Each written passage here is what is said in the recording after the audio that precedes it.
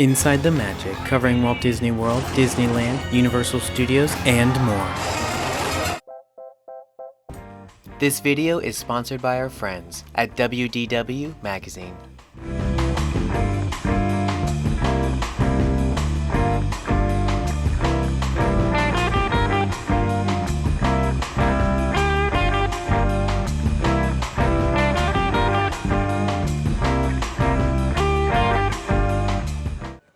Hello, I am Sean Spozzato, staff reporter and videographer at Inside the Magic, coming to you from Walt Disney World's Epcot for this week's Inside Walt Disney World.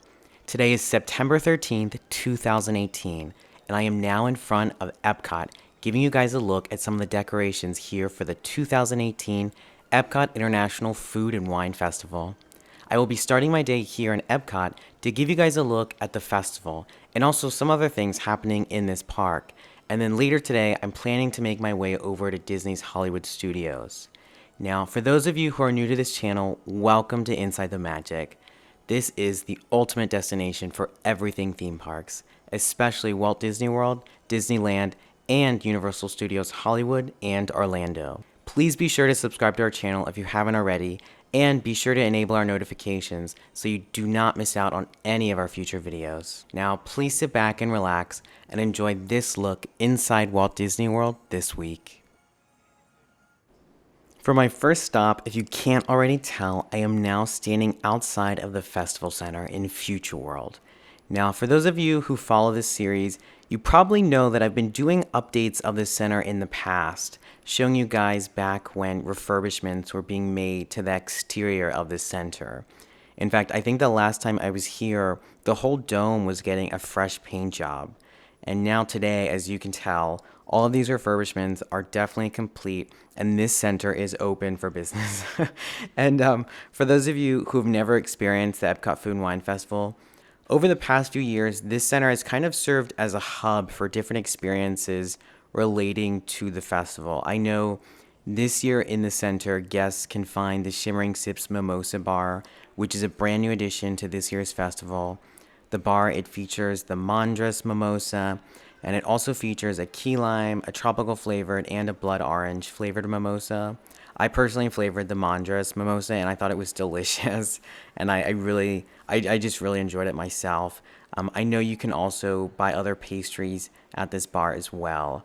And another area found within this festival center is the chocolate experience from Bean to the Bar, which is hosted by Ghirardelli Chocolate Company.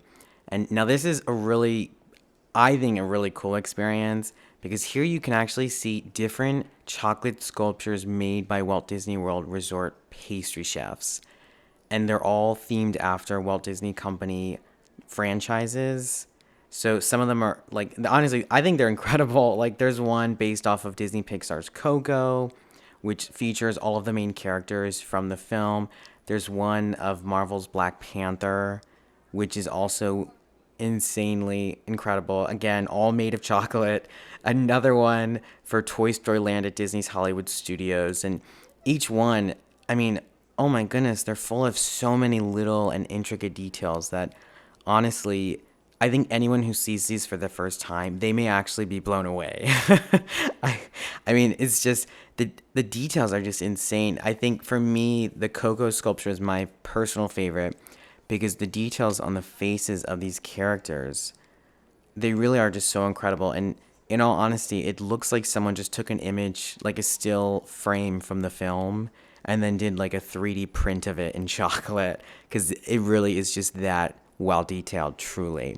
Like, honestly, all of these chefs are so talented, and you really get to see it in this experience for sure. And in addition to these two experiences, this area also includes the Junior Chef Kitchen.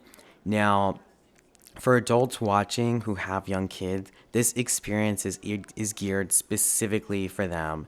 Now, in this experience, kids get to decorate and sample their own pancake creations with Krusty's branded pancake mix.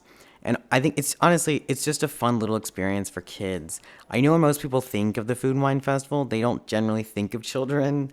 You know, just the name itself, wine, I think kind of maybe steers kids away from this experience. But this specific workshop is geared towards kids, and I think it's really awesome for them because it really is something to help them get involved with the celebration. And for those of you who are interested, definitely check it out. I do think it is something to experience for sure. I've walked past the experience a few times myself, and it's a very fun and cute experience for kids, definitely. But yeah, so I just have to say, if you are someone who has never experienced the Food and Wine Festival, definitely check out the Festival Center because this really is just a hub of cool and fun experiences to take part in at the festival.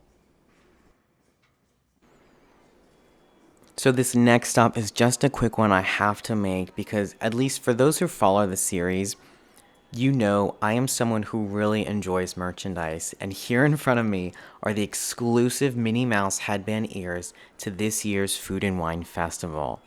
And for those who don't really understand the craze and hype that goes into Mickey Mouse headband ears, you may not appreciate this as much, but over the past few years, these items have really built a following and have become incredibly popular, whether you find them in the parks or on Etsy or anywhere else for that matter. And I have to talk about these ears in front of me. These are exclusive to this year's festival and are made of satin, and they're actually designed to appear cork-like, similar to that in the theme, of course, of wine corks. And in the center is this bright bow, which is, for those who don't know, done in a signature Merlot color, which is actually the main color of this year's Food and Wine apparel collection.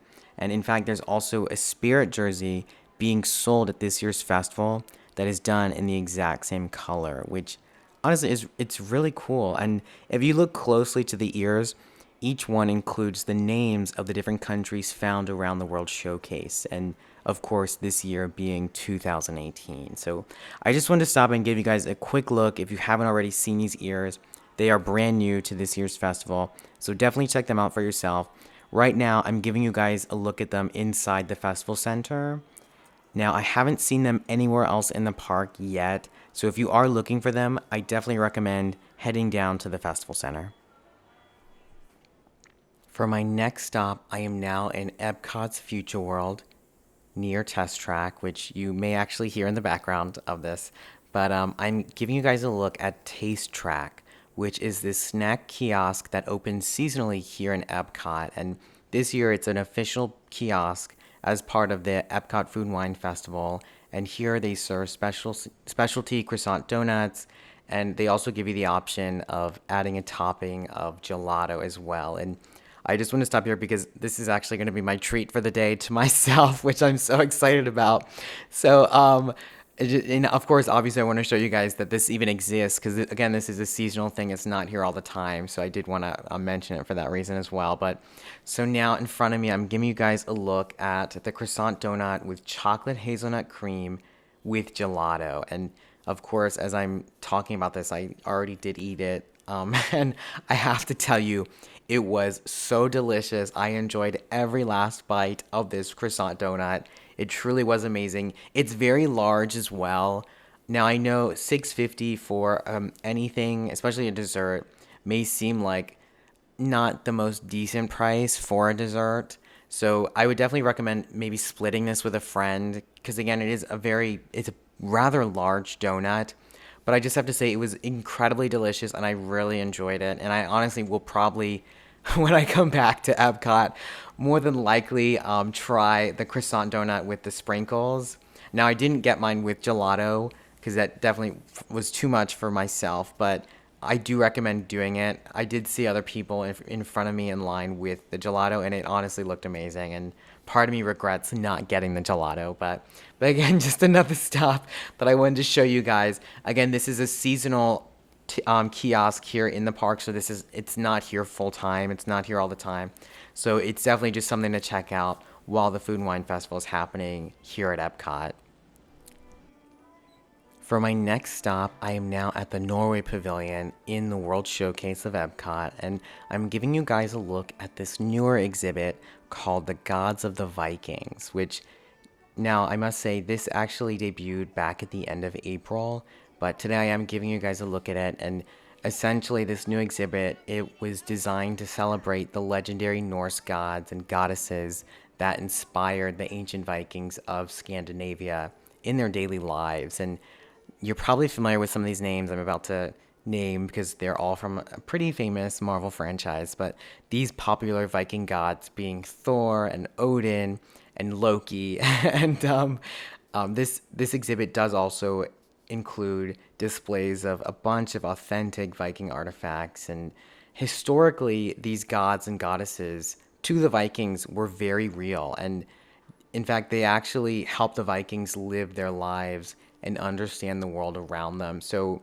I think to us, like looking at these gods, it may not seem, they're just mythological creatures, but to the Viking people, they were incredibly meaningful and it really helped shape the way they lived their daily lives, which I think is honestly pretty incredible. And the impact of these gods on these people is just, it's pretty amazing to me. And I think if you're someone who is interested in different cultures and different histories of different countries, I think you really will get something out of this experience. I personally was very intrigued by it myself, and there's honestly so much to see. All of these displays are so incredible.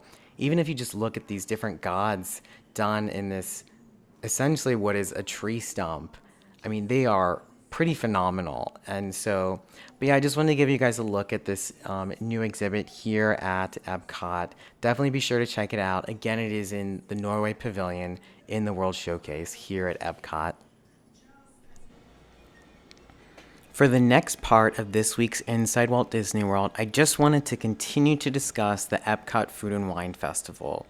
Now, as of today, the festival has now been going on for a little over 2 weeks. And if you have not already checked it out, I must say there really is just so much to indulge in at this year's festival. I mean, it includes over 30 destinations, specifically kiosks, offering so many different unique food and beverage offerings inspired by cuisine from around the world.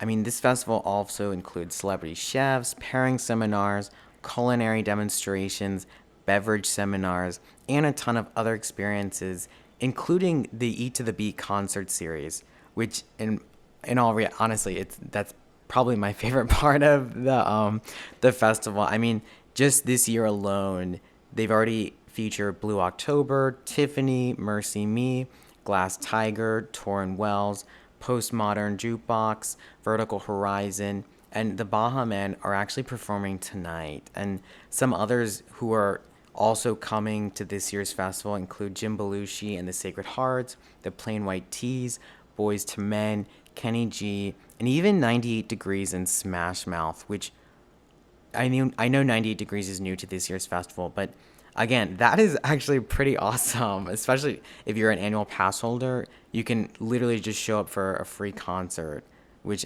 in all honesty, I think that's amazing. But well, anyway, I have to say, I just think this year specifically, the festival has really blown up into this ultimate experience for food and wine. And I will say again, if you are looking for even just more information about this year's festival, please be sure to refer to our website at insidethemagic.net. We have a bunch of different articles in reference to this year's festival, including the food offerings and even a pretty in-depth look at this year's merchandise as well. And I think I might have said this in the last episode, but again, if you're someone who's planning to experience this festival, definitely be sure to mark out a few days because this experience really does take a lot of time to really take it all in.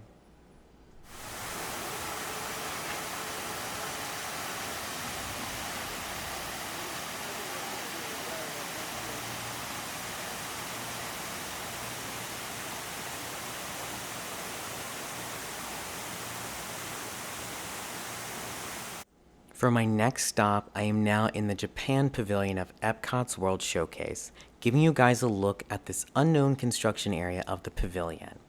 Now, as of yet, there really has not been an official announcement by Disney of what is actually going on in this area, but it is believed to be a new signature dining location. Currently, there are already 4 other dining options in this pavilion, but there isn't one that focuses on high-quality steak and seafood, which honestly is what a lot of people believe to be is, being constructed in this area. Now again, I don't really have a lot of information for you guys because there really just has not been any official announcements by Disney, and as of yet, this has all just been rumors and hearsay. These walls first went up back in July of this year, but at the time there really wasn't a lot going on in this area other than the walls going up. And even today there really isn't a lot going on, but I just wanted to give you guys an update because I keep coming in this area and I keep seeing these walls, and they've just been up now for a few months and nothing seems to be happening in this area. So I'm sure though, of course, people who do visit Epcot a lot, you've probably seen it and have been curious yourself. As construction continues, I will of course continue to update you guys on anything happening in this area. But as of yet, everything going on over here is still unofficial and not confirmed by Disney to actually be anything. For my next stop, I am now in the Morocco Pavilion of Epcot's World Showcase. And of course, I'm not here to talk about Morocco. I'm actually here to give you guys another update of something I touched on a few months ago in an earlier episode of Inside Walt Disney World, and that is of the construction of the coming Ratatouille themed attraction here at Epcot. Now, since the last time I've come, there has been a pretty significant amount of change in the structure, and now it appears to have a roof and metal sides. I think the last time I gave you guys a look, this attraction was still only metal beams, so there's definitely been some strides in this project. Now, of course, the attraction probably still is very far from its completion, and again, it's not even supposed to be done until 2021, but I, of course, did want to show you guys some of the changes that have been more obvious from within the park. And for those who are maybe unfamiliar with what I'm even speaking on in this entire stop, essentially back in 2017 at the D23 Expo, it was announced that there was going to be a Ratatouille themed ride here at Epcot, and this came in part with the announcement of the coming Guardians of the Galaxy attraction as well. Now, the only information that has been released about this coming Ratatouille ride is that it's inspired by the 4D attraction Ratatouille the Adventure, which can actually be found at the Walt Disney Studios Park in Disneyland Paris.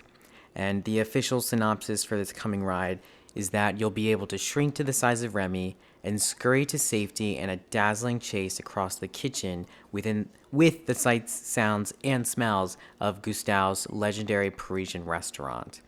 Now, as construction continues on this ride, I will, of course, continue to keep you guys updated.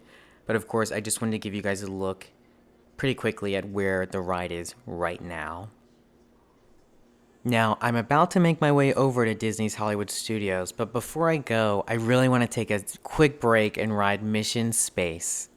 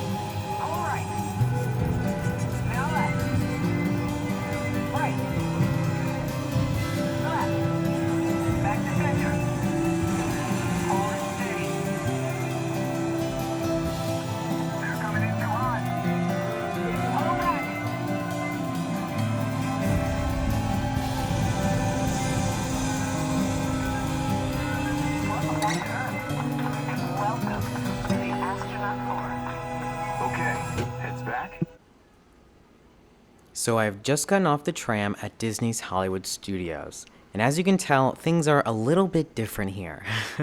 For people who visited this park in the past, you're probably familiar with the tram taking you all the way to the front of the park, where you would usually get off and then go to the bag check area. Well, from what appears to be the construction of the coming Skyway Gondola System, the entire front of the park has now been completely fenced off, and the tram now only goes to the end of the parking lot. As you can probably tell from me kind of being stranded in this kind of strange construction-y area. And as I take you around, you'll be able to see now that these are the new temporary walkways that have been put in place to take you to the front of the park.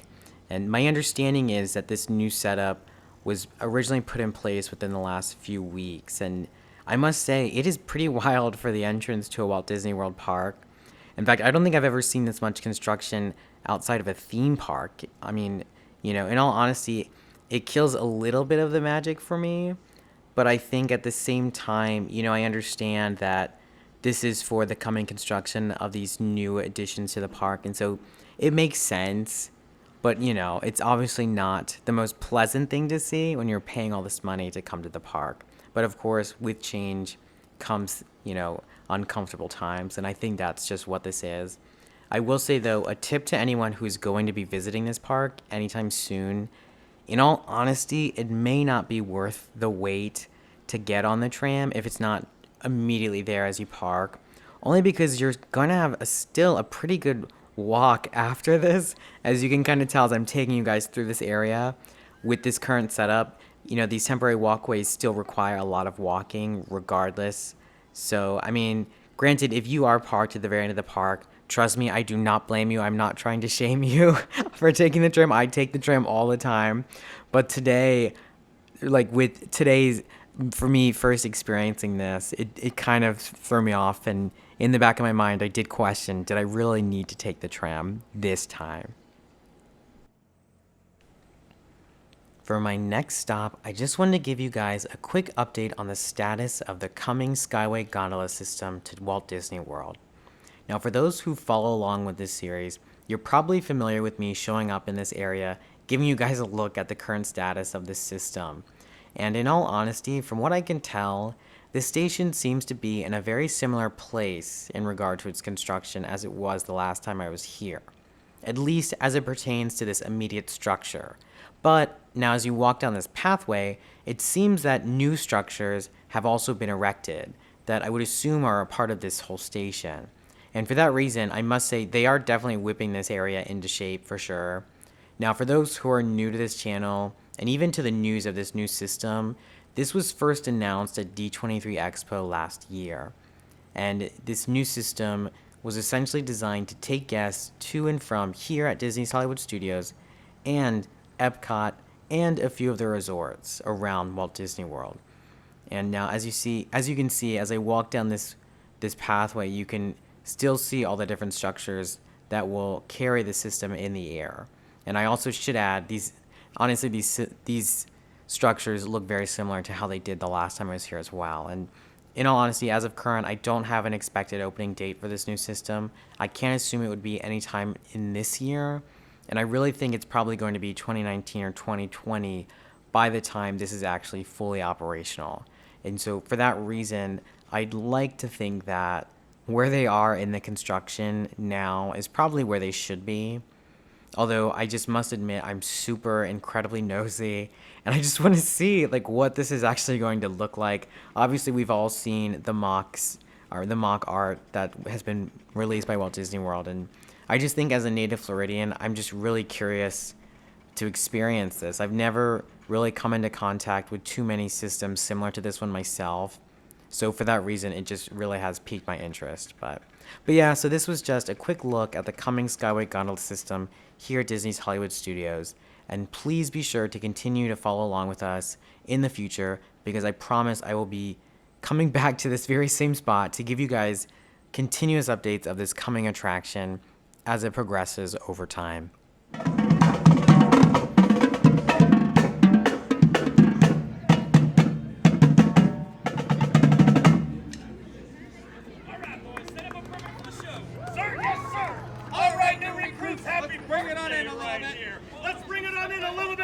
fruits Closer. all the way up to this line right here. All the way up to right here. That is perfect. Come on, fill in the tent for available space. Come on in, everybody. This line right here. Don't be shy, Private Seagull. So the drum corps, we're all Stop. about We will not cross it under any circumstances whatsoever. That is an order. Can I get a sir? Yes, sir. Oh, I'm sorry. I cannot hear you. Can I get a sir? Yes, sir. Sir, yes, sir. Excellent. excellent job. Great job, Private. We are secure on the right side. All right, boys, let's play slab 2. Slab 2. How about we play cadence for the new recruits? All right, what do cadence 2? Cadence 2 it is. Cadence 2 it is, sir. Yes, sir.